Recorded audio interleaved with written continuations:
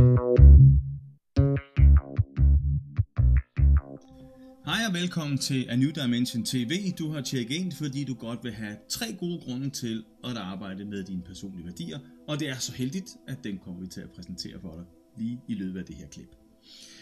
Først og fremmest så handler det om at forstå, at vi kan ikke bare tage rationelle beslutninger hele tiden. Vi bliver også nødt til en gang imellem at stole på vores personlige værdier. Og den prøver vi at illustrere på den her måde. De rationelle beslutninger ligger oppe i dit hoved. Du er tænkende, ifølge den teori, der ligger bag om Myers-Briggs typeindikator, og den er udviklet blandt andet af Carl Gustav Jung. Når vi tager beslutninger, så kan vi være tænkende, det vil sige, at vi er analytiske, vi er klare, vi er objektive, vi er analytiske i vores måde at gøre det på. Så vi ved præcis, hvad det er, vi ved ud fra det, vi har lært. Og det er en måde at tage beslutninger på. Den er meget skarp, den er meget hurtig, den er meget præcis. Men der er altså også en anden måde at gøre det på. Den er lidt mere følelsesladet, det er derfor, den hedder føle. Og det er det F, vi tegner herude. Og den er anderledes, fordi den er baseret på dine personlige værdier. Den er mere subjektiv. Den er sådan mere med, skal vi sige, den her handler mere om at være noget, der skal ske inden for rimelighedens grænse, hvor det her op, det er noget omkring retfærdighed. Altså, hvad er rigtigt og hvad er forkert. Så de er sådan lidt mere som deep blue computer, lynhurtigt til at tage beslutninger, hvorimod den her type hernede kan være lidt længere om at tage sine beslutninger, fordi der måske er lidt rod i de værdier, man har opsamlet gennem livet, og måske ikke rigtig har fundet ud af, hvordan de hænger sammen. Og det vil sige, når man har taget beslutninger om, eller føler, at det er noget, der er rigtigt eller forkert, så er det lidt svært at få det formuleret på en eller anden måde, og få det ud af munden. Og det kan gøre, at de her typer kan lyde lidt som om de er lidt lange i spyttet eller uld i munden. Men det behøver ikke at være sådan. Og, det er sådan, at de nogle gange er længere om at svare, men det behøver ikke at være fordi, at de ikke er hurtige til at tage beslutninger. De fleste af dem oplever, vi må hellere tage den rigtige pind, de fleste af dem oplever, at de allerede, når de ser noget, siger, det kan jeg lide, det kan jeg ikke lide, det er godt, ja, det er dårligt, ja, nej, for, imod. Og det her meter, det slår ud lynhurtigt, faktisk hurtigere end den her op kan nå at få formuleret noget klogt ud for de ting, den har lært. Vi kalder den her op for intellektet, og den her nede, det er så det værdibaserede, som er, skal vi sige, koblet til nuet. Det er det, du føler, og det, du oplever nu. Det er også derfor, det hedder F for føler. Og hvis man kobler sit intellekt med det, man føler, så får man det, der ifølge Osho, som er en af tidens store filosofer, er sand intelligens. Og det skal så være en af grundene til, at du tænker, jamen jeg vil gerne blive mere intelligent. Ikke bare have intellekt, opsamlet viden, men intelligens i at anvende det her på den for mig rigtige måde.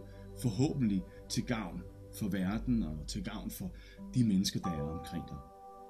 Nå, det var den ene grund. Altså, vi skal have fat i, du skal huske, at du er mere end det rationelt tænkende. Det er en af de ting, du skal huske.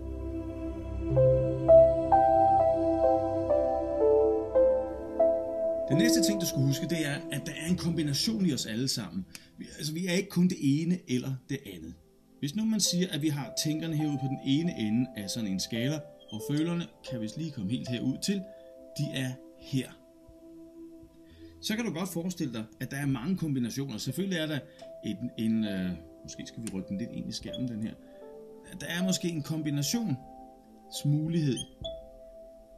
Hvis du kan være midt i, men du kan også være mange andre ting. Du kan være flere kombinationer. For eksempel kan du være meget tænkende herude, og så kan du godt forestille dig på skalaen, så bliver du mindre tænkende herude i den anden ende. Og det samme gælder selvfølgelig for at være følende. Og så er der selvfølgelig forskel på at være her på skalaen og her på skalaen. Og på den måde kan du godt se, bare på den her skala om, hvordan du tager beslutninger, tænkende eller følende, kan der være mange kombinationsmuligheder. Kan du så forestille dig, hvor forskellige vi kan være, hvis man måler det her på 4 forskellige dimensioner?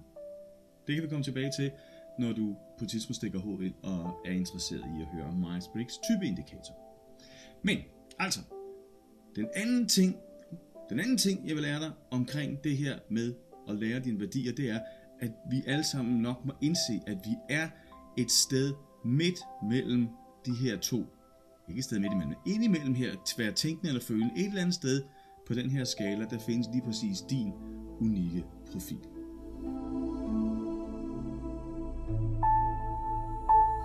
Til sidst så vil jeg også sige, at årsagen til, at vi alle sammen godt kan lide at synes, at vi er tænkende i den måde, vi gør tingene på, og sådan er ret gode til at skære tingene ned, det er fordi, det er den måde, vi bliver undervist i skolen på. Det er den måde, vi giver nyheder på, når du skal læse en avis, eller hvis du går på internettet, så er alt bygget meget rationelt op, bygget op på nogle fakta, og så når 1 står her, og der står et plus der er 2-tal, jamen så er det lige med 3 i den gængse måde at have aritmetik og matematik på i den her del af verden. Ja.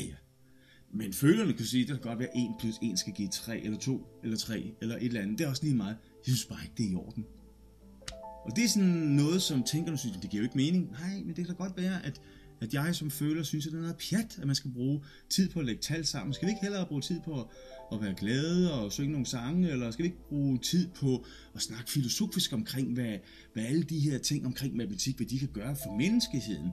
Hvor tænkerne måske synes, jo, altså vi gør nogle gode ting for menneskeheden gennem vores måde at føre politik på, men er du helt ude i hampen? Og på den måde kan du hurtigt få et stereotyp billede af de her to. Det er hovedet og hjertet, der snakker sammen og er uenige, men styrken den ligger i, hvis du arbejder med personlige værdier, så ligger styrken i at få kombineret intellektet med dine værdier, og så har du noget unikt, nemlig din unikke intelligens.